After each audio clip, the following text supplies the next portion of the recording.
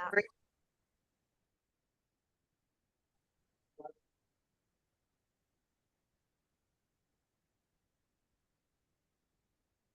right. Good morning, everybody.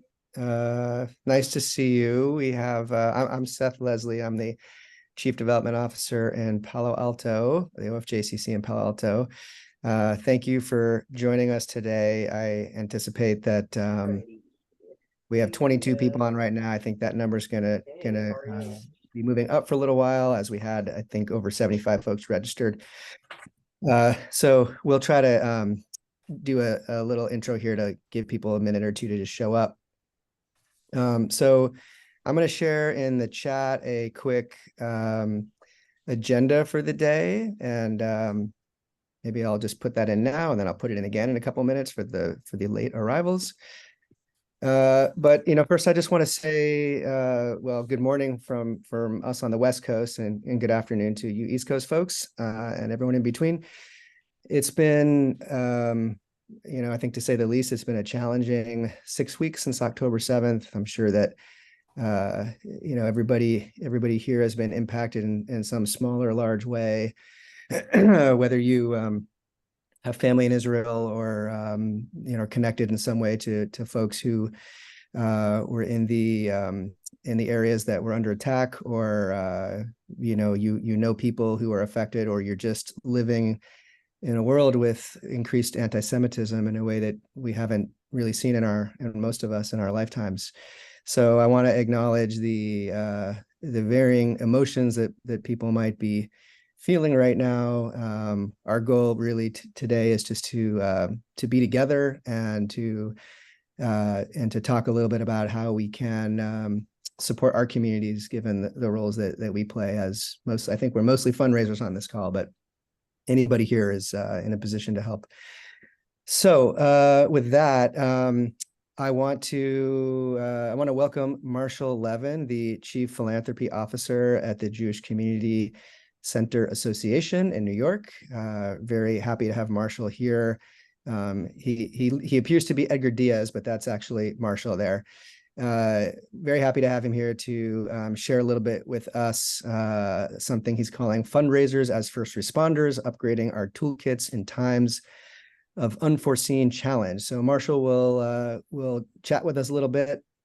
We'll do some Q&A, and then we'll do some breakout rooms so people have a few minutes to just chat in smaller groups about what might be on your mind as far as how you might be thinking about end of year giving, and how to fundraise in this unusual moment that we're in.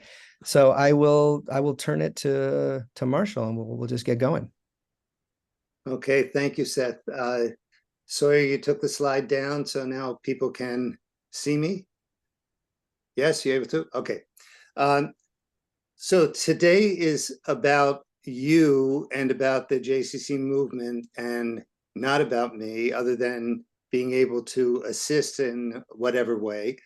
But when I say it's about you and not about me, I do need to just say a little bit about myself, because I understand that there wasn't a bio or anything circulated before. So let me try and do that in a creative way. Hopefully you'll say to what I'm going to say now, oh, not possible, but I've been in the field for 50 years. I've had multiple incarnations, and I've been privileged to be in responsible positions in the nonprofit and for-profit world over these last 5 decades. I'm here by choice now, having chosen this platform of the JCC movement as the place where I would like to help make a difference in what, even before October 7th, was a historically pivotal and challenging time, but now it has become even more important. So just a quick piece for me. Some people have described me as, many of you are too young to know the movie Zelig by Woody Allen, but Zelig is, well, you do know Forrest Gump. So people, in thinking about Forrest Gump, they say, wait a minute, there was a picture that was in history, and how's he in that picture? So I've been in those pictures, but not because of anything so important. I like to say I've been in the wrong place at the right time. And I'll just add this right now to one of those moments, which is, you've heard Doron say that we don't get to choose the circumstances in which we're chosen to lead, but we do choose how we choose to lead. And I see each of you, and it's not just lip service, each of you as a leader in this moment. The fundraiser as first responder is, when we talk about writing this next chapter of Jewish history, and I'll just say of the communities of North America and what those values are and what it looks like, I believe in personalized philanthropy. I'll get to that in a minute, but it's all about relationships, and ultimately it's all about authentic personal standards of excellence. Each of us needs to be representing what we've chosen to represent in our own voices and with great passion, and frankly, with comfort and confidence. So with that as preamble, let me jump right in. Are you able to hear me fine? I can only see myself on the screen and a few people on the side. So, and I do want to, as full disclosure, I'm a fan of Seth Leslie, but I hope I didn't embarrass you, Seth, by saying that, but I think it's phenomenal what you have done. And I know that's true of the other people on the screen as well. So let me begin by saying, though, there is a continental movement, and the JCC Association of North America is that umbrella organization.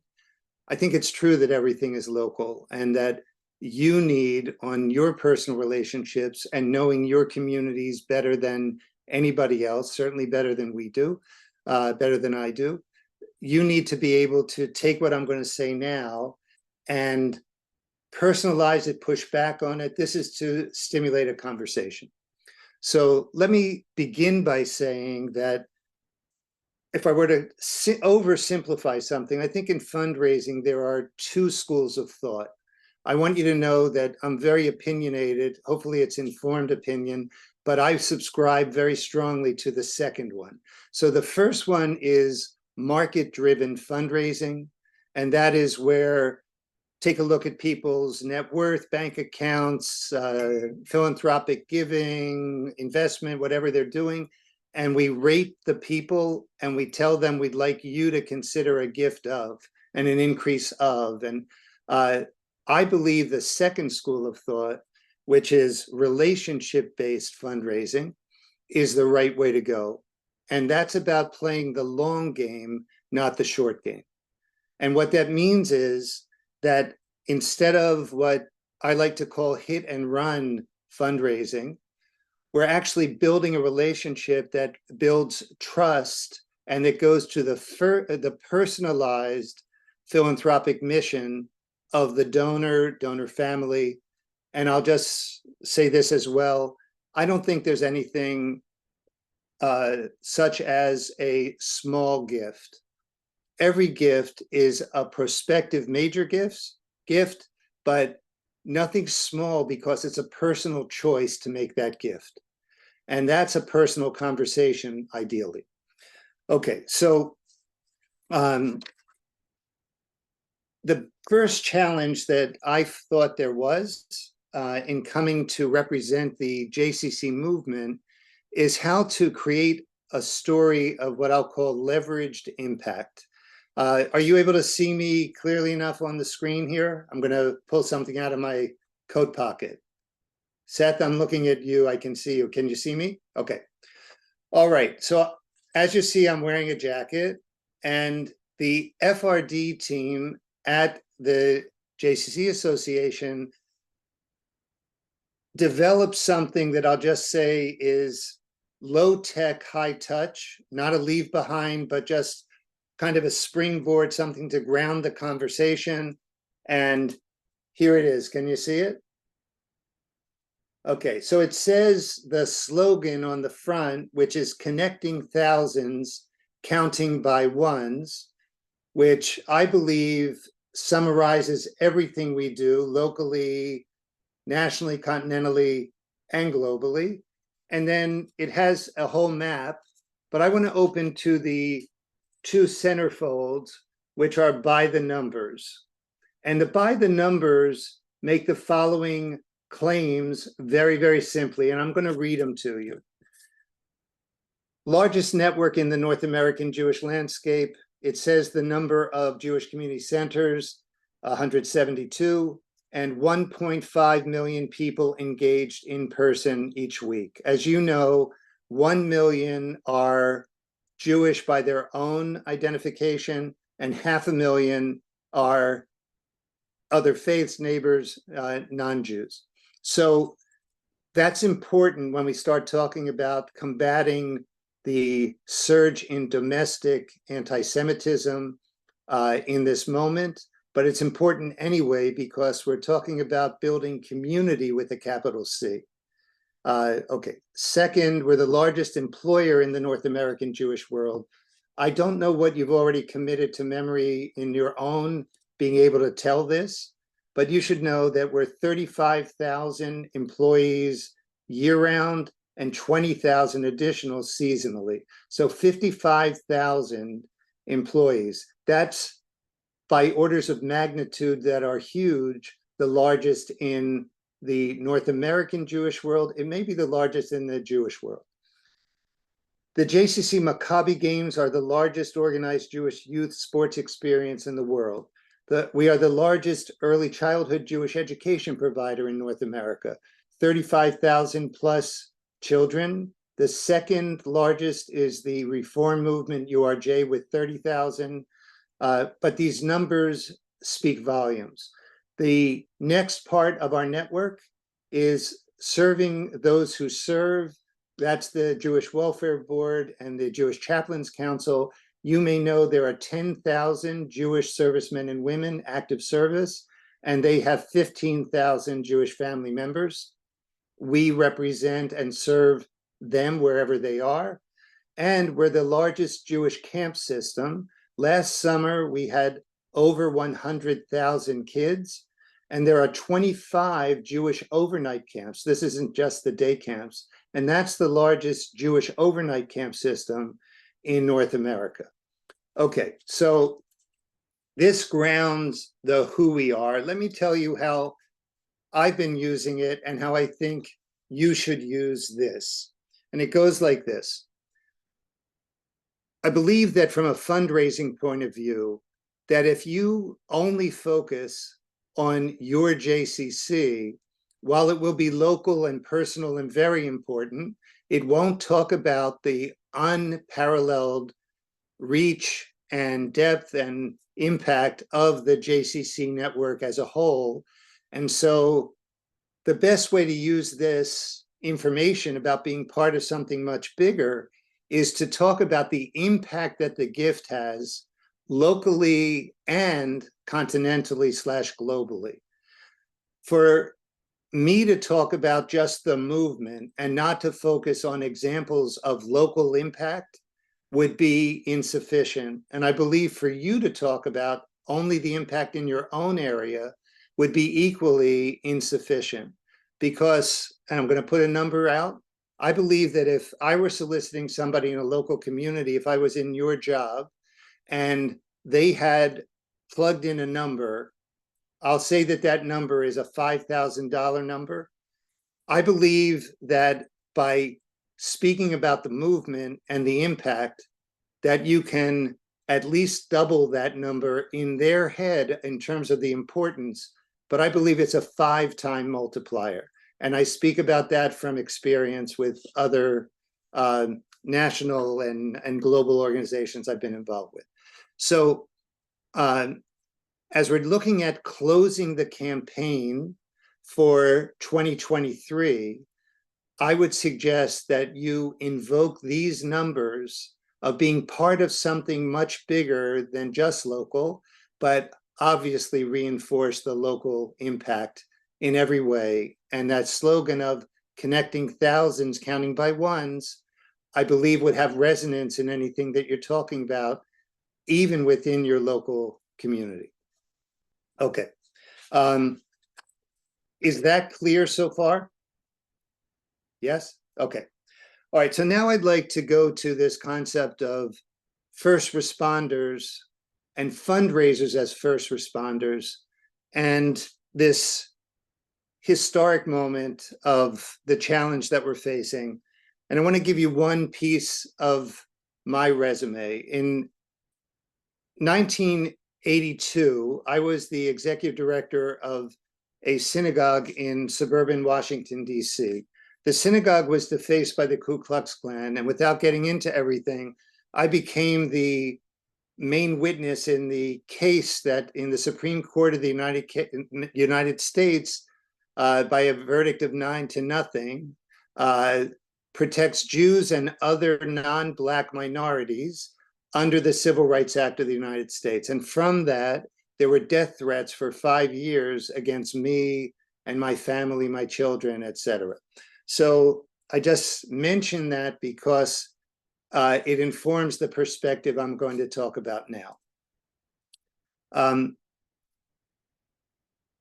I believe that we should be treating right now as a very serious moment in the history of the North American communities, and specifically of the Jewish communities, of Jews across North America.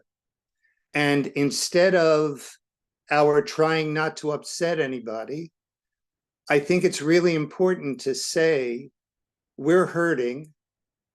We need to feel people reaching out to us, and we need to hug each other. And that in this moment, we really need to invest in the organizations, institutions, programs that feed the comfort, safety, and belonging of Jews in our community. Now, it's not only Jews, because this is about the fabric of the community. And I'd like to say a word about that. The people who come to the JCCs, for them, I'm talking about non-Jews and Jews now. It's called the Jewish Community Center. And what that means is it should have a culture and an identity and a feel unto itself. And when people come in, whatever it is that they're accessing and doing within the building, that they should feel that this is their touch point, and a wonderful one, with a place that calls itself the Jewish Community Center. And those values are universal, even if they are Jewish. And that shouldn't change in any way. And I don't believe any of us should be uncomfortable with the following. I use something that the great rabbis were asked throughout history. What should you do? What should a person's response be in the face of acts of unthinkable cruelty when humanity seems inhuman? And the rabbis answered without any hesitation, you should act more human. And what that means is you should be more who you are. You should be more your best self. You should be asking, what is it that informs your behavior every day anyway?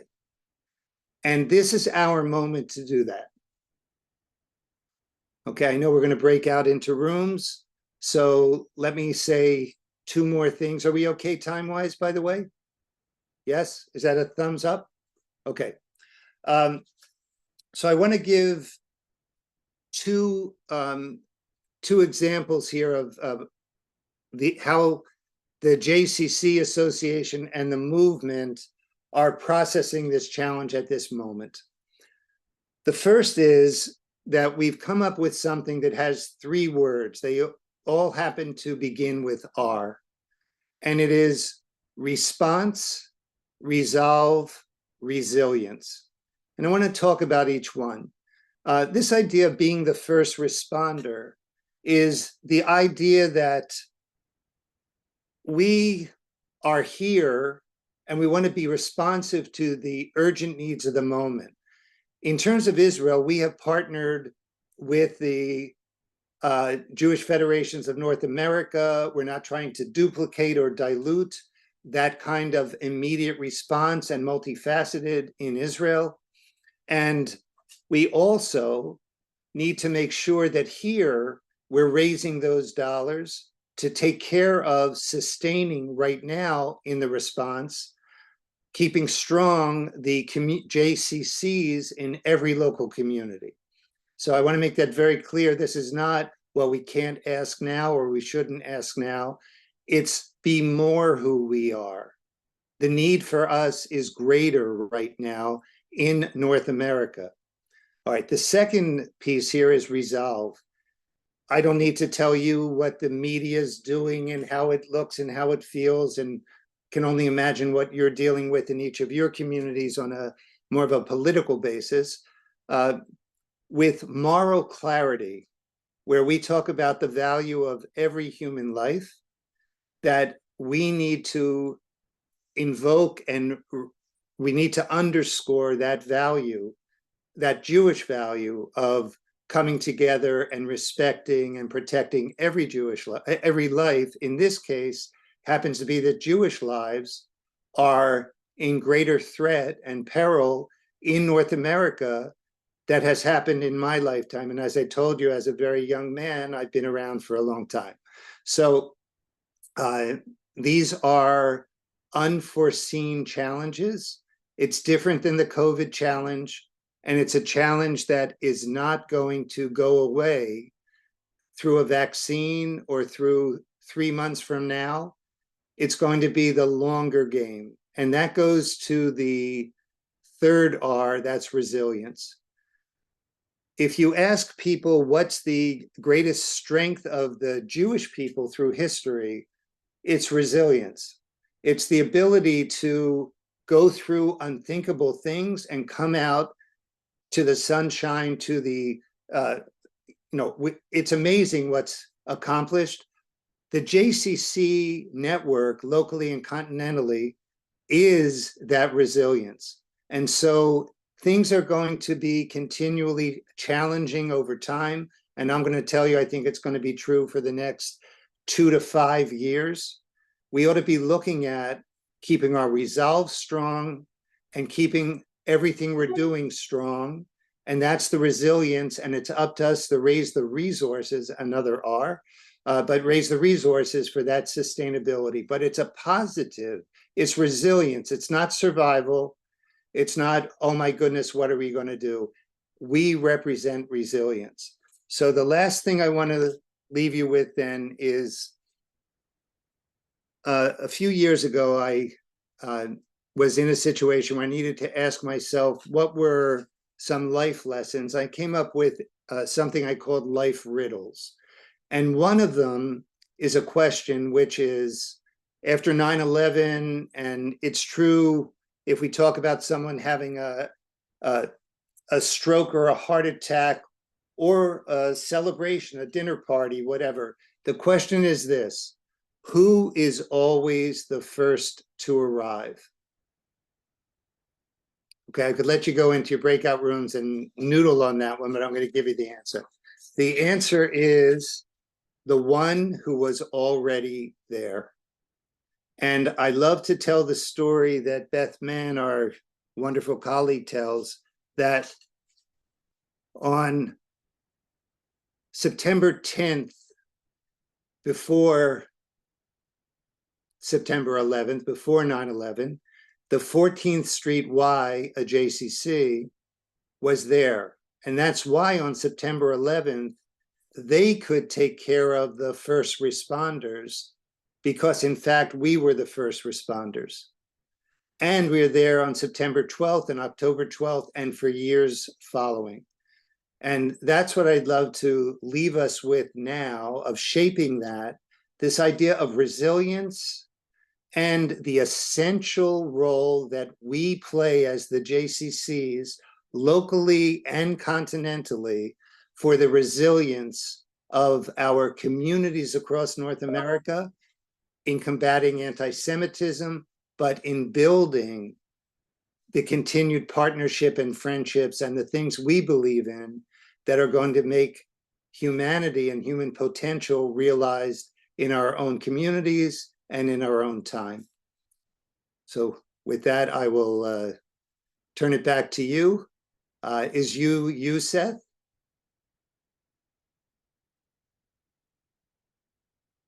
Is that a yes? I Seth, I couldn't. think you're muted. Okay. Can't All unmute. right. I was not able to unmute initially. Okay. Yeah, thank you, Marshall. So appreciate that. If anybody has any questions for Marshall, now is a good time. And we'll take a few minutes and then we'll move into the breakout room. So I just put in the chat, feel free to add your questions or just raise your hand using the reaction. Hopefully you see a reaction button on your screen. There's a hand raise option there. I just want to say, if nobody does raise a hand, I wanted to share something that might trigger a question, but I promise not to volunteer anybody. There is a question in the chat here. Brian has asked if you please repeat the 3 R's. I will repeat the 3 R's. In fact, Sawyer, will you put up that slide number 2?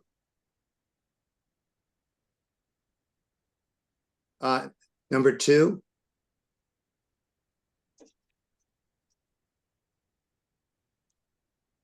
There you go. Can you see it? Yes. Okay.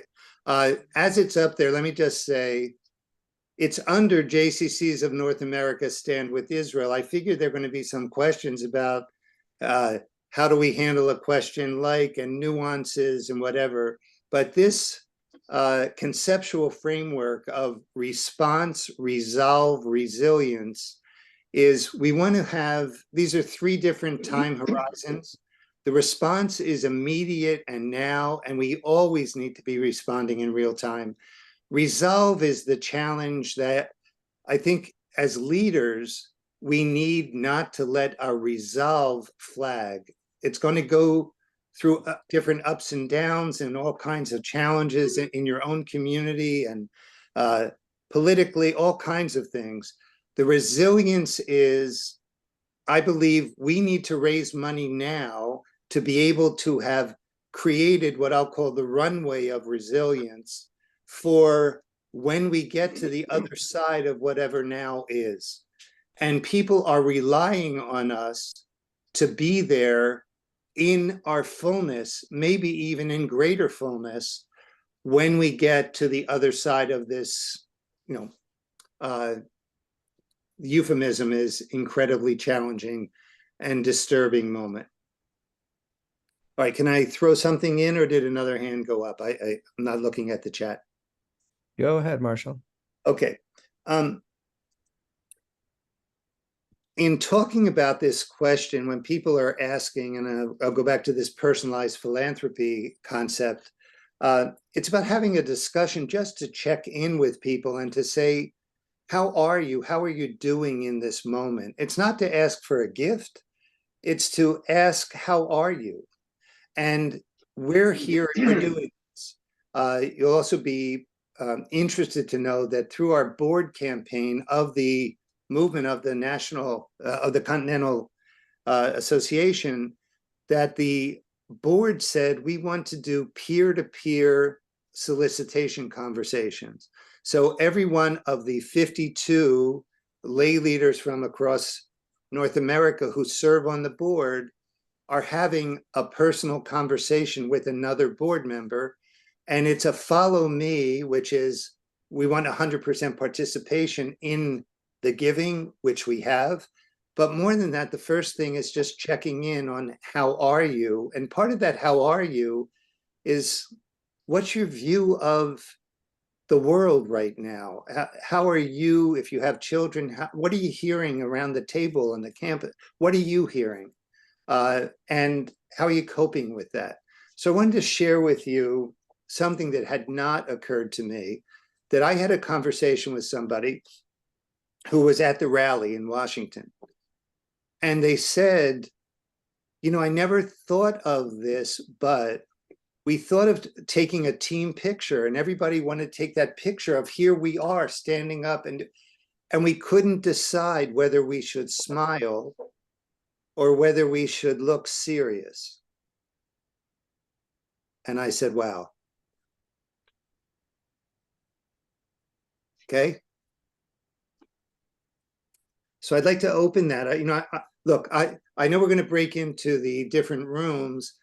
Part of what I wanted to hear is, what are you hearing? What's challenging you? I'd love to chime in. Maybe we do that in the last 7 minutes, Seth, but whatever's going to be most helpful to you, because I think your leadership by example here is how you conduct that conversation.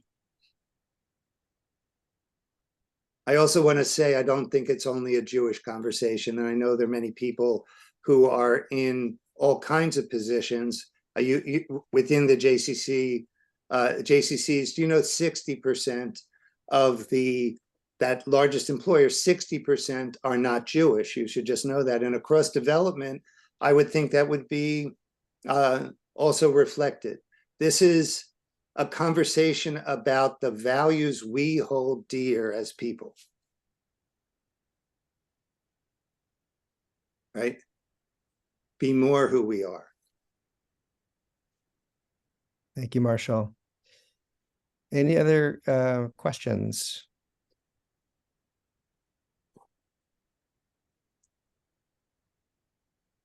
By the way, if I were there, if we were in the room together, you wouldn't get off so easy. I'd be volunteering everybody. All right. Okay.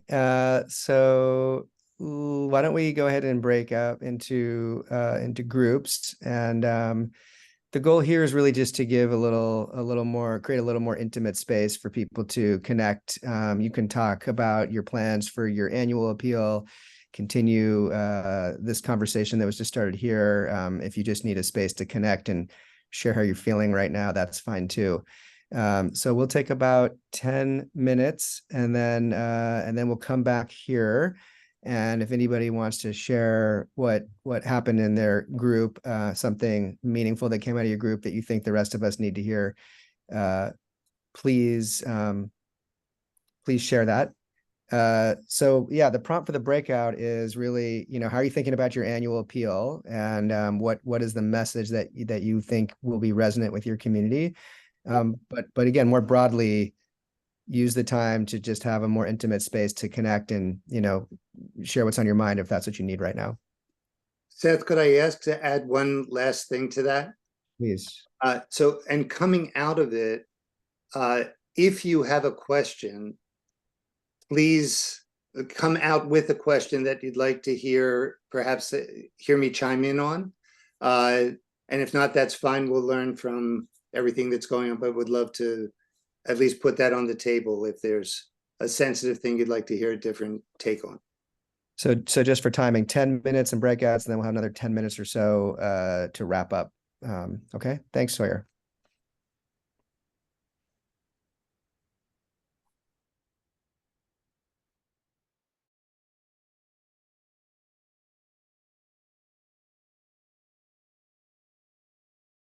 You know, when they're going through the Marshall, I was going to ask you to maybe answer that question for the whole group, because I think it's an excellent question, depending on what else comes Okay.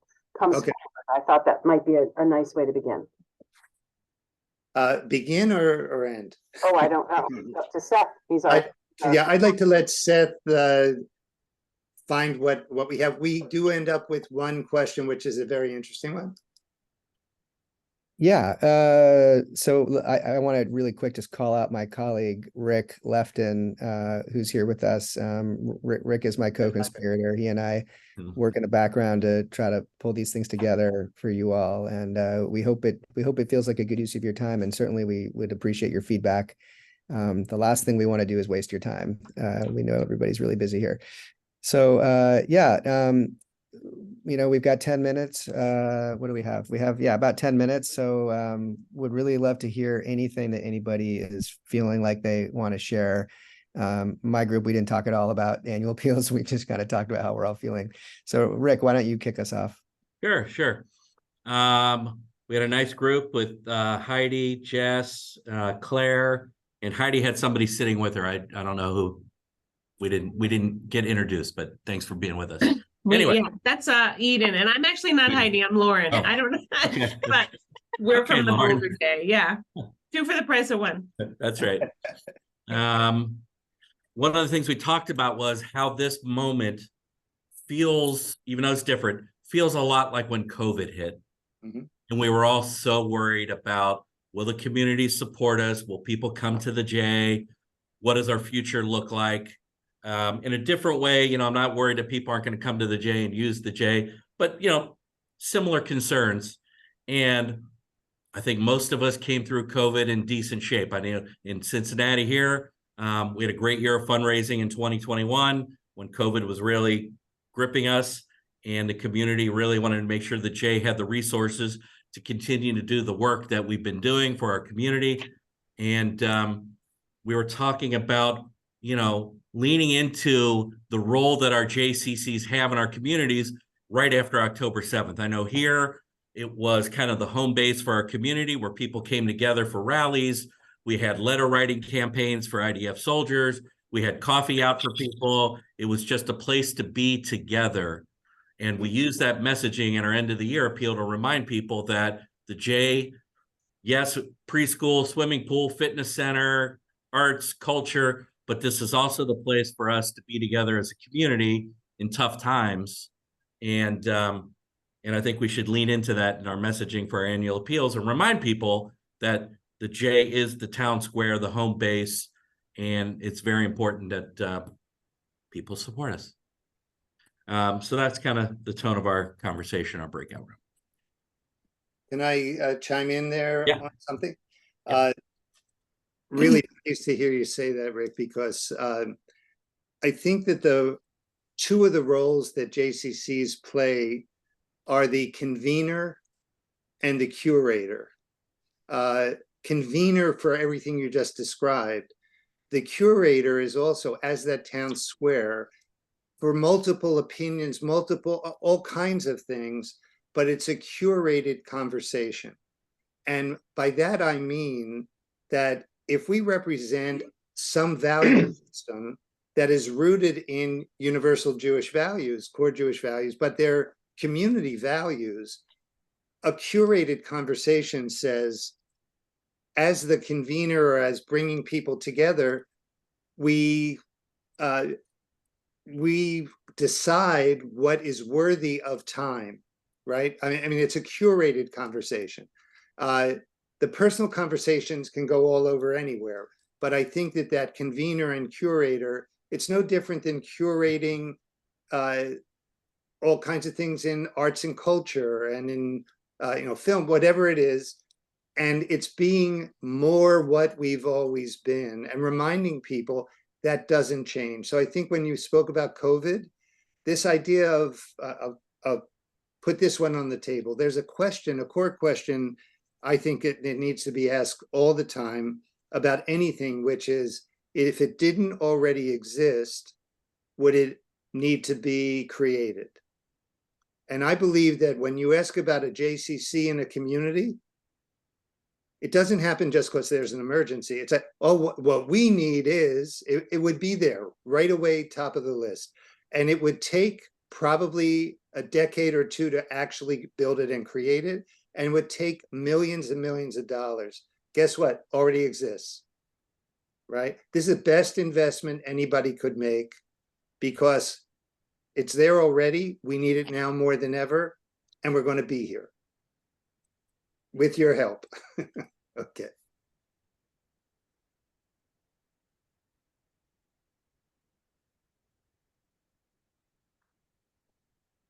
Other questions, comments? I'd like to add something. I'm Rick Lund from the Riverdale Y in the Bronx. And this obviously hit us strongly as it did everyone else. We took a slightly different tack going after the community. And what we did was we embraced Israel in all the positive ways. We started a campaign and in 2 weeks raised $120,000 for an ambulance for Magen David Adom. And it was amazing how many people gave, and it was a lot of people who don't normally give to us, and it wasn't only Jewish, because as an ambulance, it looked like something that could help anybody, and it didn't have any negative impact on the community. As a matter of fact, it had a very positive one. And secondly, we raised money to rent 8 buses to go down to Washington and fill them. So by really standing on our Judaism, we actually made it quite an impact. We have Richie Torres as our congressperson, and he is a tremendous asset for the Jewish community in the world, not just in New York. And with his help and everything, we have gotten the community to really stand up with us, and including non-Jews. Everything is really good. And just to add one last thing, it might be an idea for everybody. We have security needs that I think everybody probably has, and we have them possibly more than others. We just started a campaign with the help of the UJA to do some security work. We need a full-time guard. We have all the other security in place, seen and unseen, but we need a full-time guard to kind of protect all of us right from the start. And we're raising money to do that now. So those are all community-wide things that help. And certainly anybody, Jewish or non-Jewish, who's in the Y knows the importance of security. So we're kind of owning the situation in any positive way that it can be, to show that we care. And we care about our own people. So I think the comments that were made earlier are true. We are Jewish. Our people come to us because we're Jewish. And I don't mean the Jews only. I think most of the people like us and have chosen us because we're Jewish. So we've gone that route and we've done very well with it. We're very happy with it. Great. All right. Do you want me to take? So Vita Blake was in our group, and she had a question about corporate sponsors and corporate partners in this time. Would you like, maybe I'll share what I said to her? Okay. I think it's a mistake for us to think, well, let me begin before the mistake. I think that conversations become political almost instantly. And I call that the hijacking of the community conversation from a fundraising perspective, a friend-raising perspective, even the how are you question, because it's not only a Jewish question, everybody is questioning their view of humanity and coming together and what is the community. It's a critically important, and I believe it's a heartening conversation when it's held between people who really care. They both feel uplifted in that conversation. So with corporate partnership, it's true that corporations do see this as a political statement. It is a very difficult conversation, but I believe there's a way to have it.